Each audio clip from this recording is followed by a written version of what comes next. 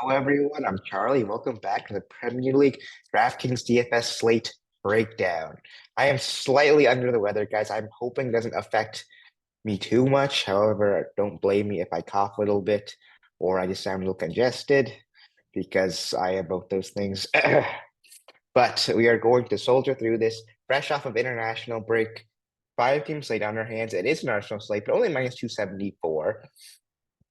Aston Villa next biggest favorite at minus 160, and then Fulham as the only other minus favorite at minus 150, and every other game plus odds both ends. So yeah, pretty interesting slate on our hands here. It's going to be pretty wide open in terms of projected lineups and set pieces. For Bournemouth, it should be Tavernier and Cook. If we see no Tavernier, if it's like this kind of lineup, it would be a Cook monopoly unless we see like Christian somewhere, and then he'd be the one to split with Cook. For Brighton, it's going to be just a bit of a mess. O'Reilly should be the set piece taker guy. Big sighting from Celtic, has barely played because he got injured right away. He's got combined 30 minutes under his belt or something. Scored a goal in that time against Man City, mind you. But I just feel like he'll be the set piece taker despite not taking anything yet in a Brighton jersey. He's always kind of been that guy for Celtic. Maybe like he picks that up for Brighton, although there's always a chance that Estupinian or Minte could end up taking still, just because there's no real precedent of all these guys playing together with corners. But yeah, there's something to think about there. Arsenal and Nottingham Forest. Really interesting lineup for Arsenal, or projected lineup that is. It could be very wrong. Like, who knows what they do? A lot of guys coming back from injury or still dealing with injury. So you don't really know. And they have Champions League in a couple days too. So we just don't have any really clue what they do here.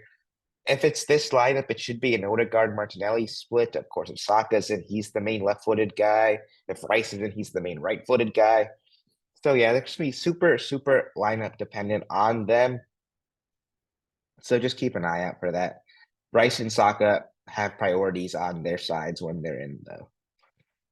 For Forest, if it's this team, I expect it to be Ward-Prowse. He's not played that much though for Forest lately. It's usually Alanga when he's in. I think Ward-Prowse probably has priority over him, but usually it's been just Alanga in with no Ward-Prowse in at all.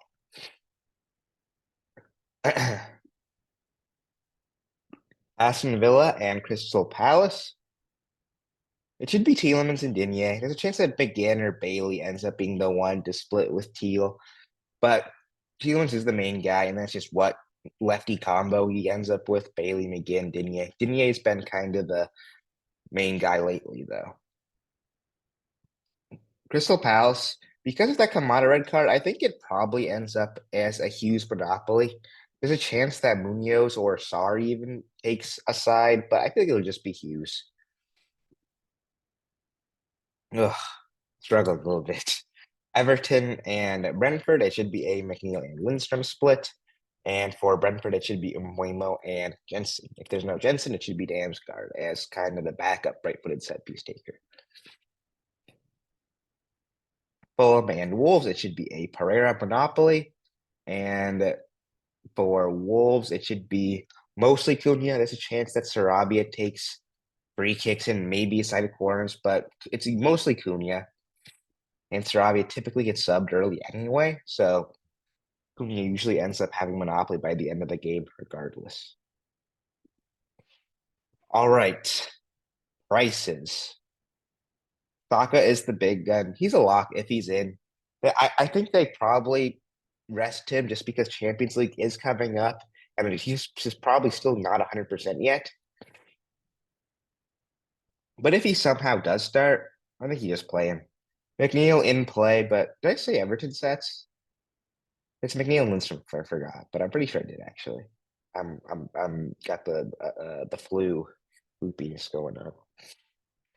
But these top three guys all in play for me. All set piece takers, all in okay spots. Fulham, I know, are minus favorites against Wolves, but Wolves have gone for pretty much every game they've played.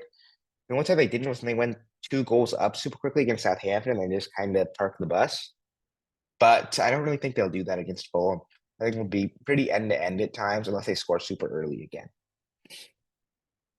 So yeah, Top three guys all in play for me. Jimenez, probably more GPP. I don't really love that for cash because there's just so many nice set piece takers here. Adama, I think, is not bad. Same with Reese Nelson. Those like Fulham still have a good matchup against Wolves. I don't think they're going to dominate it per se, but like I could see there being goals from both sides in that game, and really, I don't mind any of the attackers from it because of that.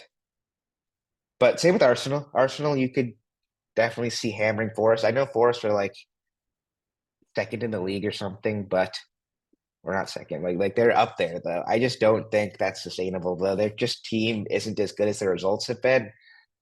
And Arsenal, I could definitely see steamrolling them potentially. So Arsenal attackers definitely in place. Well, Havertz was a little bit underpriced at 7,600. He spent a lot more in the past. Where's his pricing?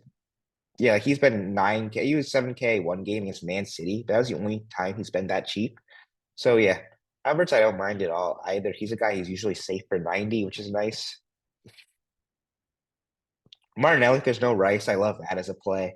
If it's a projected lineup that is here and it's like a Martinelli Odegaard split likely, Martinelli probably is a core play for me just because he's 7K with set pieces with that juicy matchup. So I'd love Martinelli if that's projected lineup. If Rice is in, I think he's still in play, but just not a lot. Anyone else I'm interested in here? Trossard. If there's no Martinelli, Trossard ends up starting. He's probably the guy who ends up with set pieces. That'd be even better, just because he's even cheaper than Martinelli is. He might be in play just because he's that cheap, regardless. Like 5,800 on a minus 250 favorite, like that's hard to pass up for sure. Sorry, I don't mind a GPP just because 4,800 is super cheap. Same with Clivert. Minte, same thing. Rogers is gonna be super intriguing too. There's some really nice forward options on this slate. I know Rogers has cooled down a little bit, but I think you can definitely do a whole lot worse for a 4K punt. Same with Ferguson. Like there's a lot of kind of GPP on forwards you can definitely get to. Midfielders, I'm gonna reference that projected lineup again. If it's correct, and Odegaard looks like he has a likely set share, I think that's super tempting at 9K. I don't want to say he's a lock or anything just because there's gonna be a lot of interesting midfielders here, but he's super tempting at 9K. Same with Emblemo at 10, but I definitely go Odegaard over if there's no Saka.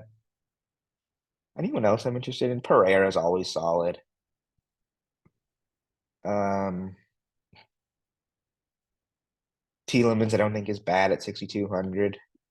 Just has been getting there. What can I say? Declan Rice I'd love for 6K, but might not start. That's the issue with him. However, if he does, 6K midfielder with some super solid numbers lately, I think that's super tempting, especially if we see Party next to him, so he's more of an 8 and roams up the field a bit more. If he's just like a number sitting 6, not quite as interested in. If he's playing like alongside, say, Havertz and Odegaard, makes Rice a little bit less tempting just because he's not going to get quite as far forward. But I don't mind that. Cook too expensive for me. Lindstrom I like a lot at 5,600. Ward Prowse, no, not with that matchup. Hughes, I don't think is terrible, but once again, probably a little overpriced considering how little upside he typically has. Jensen, I don't mind, but the minutes concern is the issue there. And then the last guy I want to talk about, I mean, again, I don't mind either in GPP. Christie's out actually, so I was waffling when I said he could be an intake. But Matt O'Reilly, if he starts,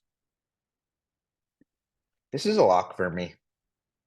He's just such a talented player. I know we haven't seen it really, but like 3K, I think he probably ends up with set pieces. Even if he doesn't, he's such a good player for 3K. Like that is so egregiously underpriced.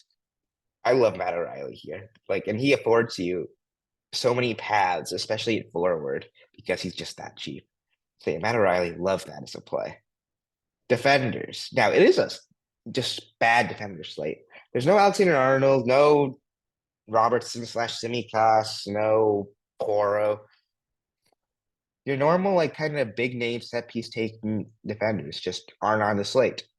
I think the only actual set piece taking defender, well, there's two, I think. Estupinian, who probably just doesn't take with O'Reilly.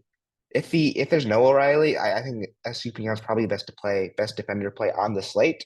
And the other one is Digne, who I know has not really put up anything crazy, but he's been a lot more solid last couple games, despite them being tough matchups. A little bit of a sub concern considering they have UCL coming up. I wouldn't be surprised if they just rotate him out of that game and just start him for the Prem one. Let him play here, or yeah, here, and then just go with like Matson or somebody to start UCL. But yeah, he's not done anything really that crazy, but he's also not been this cheap. At 3,900 with the defender competition on this slate, I think that's a great play. And other guys like the Fulham fullbacks, I don't think are bad with the matchup. And then because it's Arsenal, they don't have a ton of great DFS fullbacks. Not really a ton there.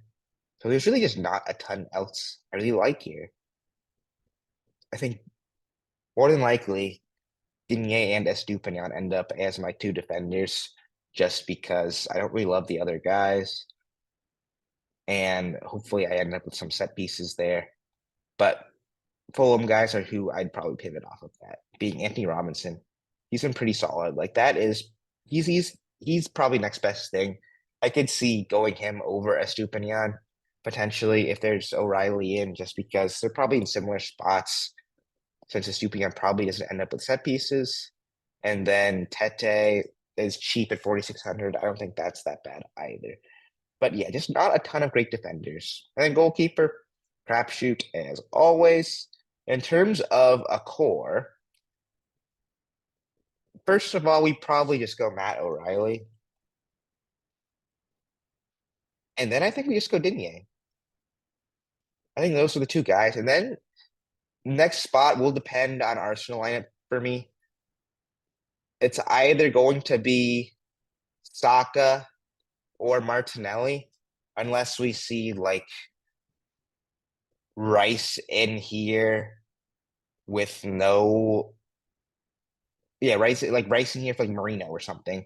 It'd probably be an Odegaard Rice split. I probably end up with Odegaard if that is the case. But I'm hoping we end up with some form of Arsenal forward taking, whether that be Saka, whether that be Martinelli. That'd probably be the direction I'd like to go for core. So I'm hoping we get favorable lineups there. But as always, make sure you check out the FSI website linked below, which has a link to the Discord, where I will be breaking down this slate come lineups, as well as every other soccer slate this weekend. I'm super excited for club soccer again. But yeah, guys, that'll be it. And I'll see you for UCL in a couple days. Peace.